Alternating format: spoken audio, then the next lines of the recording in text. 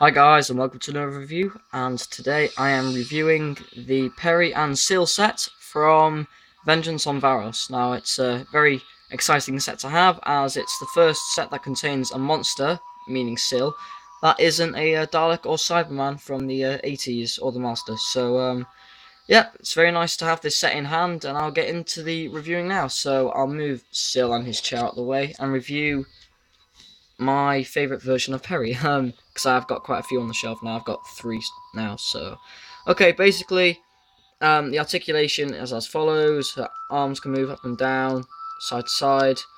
Her head can do a 360-degree turn. Her arms are not ball jointed, so they can only move up and down through the shoulder. Her feet can move up and down, and her waist can also do a 360-degree turn, and her legs can move sideways also.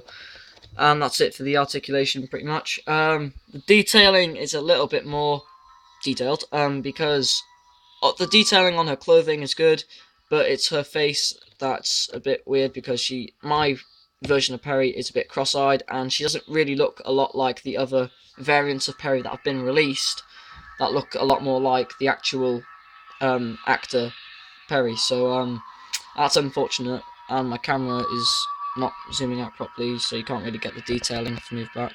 Yeah, there we go. So yeah, basically the detailing is as follows. On the back, she's got a button and pocket there, and a few wrinkles and so on. Her red belt goes all the way through the hoops at the back, and her red belt is there. She's got the keychain from the story also. I'm not quite sure if it was that colour in the story. I can't remember. I'm pretty sure it was. And yeah, the baby blue suit goes very well and makes her look a bit different from anything else on the shelf, because not many figures are baby blue all over. So, and she's also got her red shoes that make her stand out also.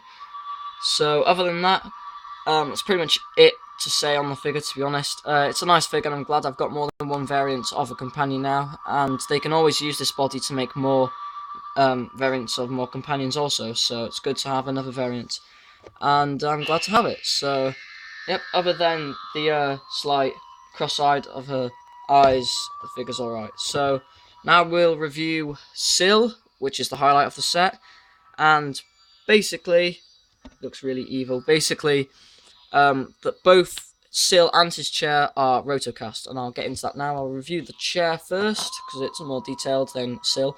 So, on the front, it's basically a laminated picture of water with bubbles and so on it. You can't really see it that well, but it has got a few bubbles and bits of detailing there, and it's basically put over plastic, I think, rotocast all over.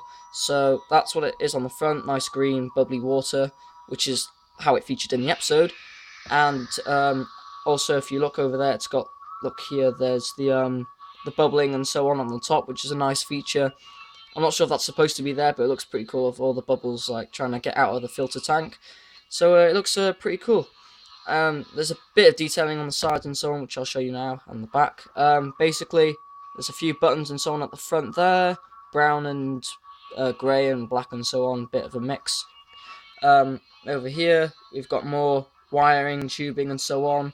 On the back, we've got like a keyboard for a laptop on the back. I'm not quite sure what that is. And on the side here also, left and right hand side, they've got different bits of circuitry as well. So it looks alright. It's a pretty cool rotocasting. You could use it in a stop motion and so on, like as a prop, but personally I won't be doing that if I ever get around to doing any stop motion videos. And the seat is completely white, apart from this kind of yellowy stain. I'm not quite sure what that's about. It's also on there as well. I'm not quite sure why that is, but yeah, it's a bit strange, but doesn't matter, because I'll have Sill sitting on it anyway, so you won't see it. As so. So you can move him about like that, but there is no articulation on both features at all of the figure. So now on to Sill himself. He's basically just a hollow rotocast statue worm. So I'm not. There's not really much to say about it, to be honest. The detailing is alright on it, but there was no articulation at all. It probably would have been better if you could move his arms up and down, because that would have been a bit of detailing, and you could pose him in different ways. But unfortunately, it is just completely rotocast. So I'd say if you did want to get a figure that you could play with and so on, skip this set for now, because there's not really much you can do with this figure as such, other than have him sitting in the chair. So detailing, his face looks very menacing. If I show you there, he's got staring, glaring eyes with his tongue sticking out. His tongue is completely different colour to the rest of it, and he's got his several layers of flaky reptile-like skin on the back. He's got loads of veins and wrinkles and so on the head. He's got the spiky spikes on the top of his head, and the staring eyes, of course, as well. His arms are stuck to him, like rubbing his belly in a way, and he's got the end tail bit also, which is full of wrinkles as well. And he's got his pointy ears and sill on the back and on the side there as well, and on the bottom. So yeah, it is nice to have Sill. It would have been better if you could move some part of his body, but it is unfortunate that you can't. But it's alright, because I'm glad to have him. So basically, you just sit him in the chair, like so, and have him look nice in front of the camera. That is pretty much it. Also, I forgot to mention, he has got the big heart tube thing on him also, which is silver and greeny type colour with the purple tubing as well. So, yeah, that's pretty much all about this set, to be honest.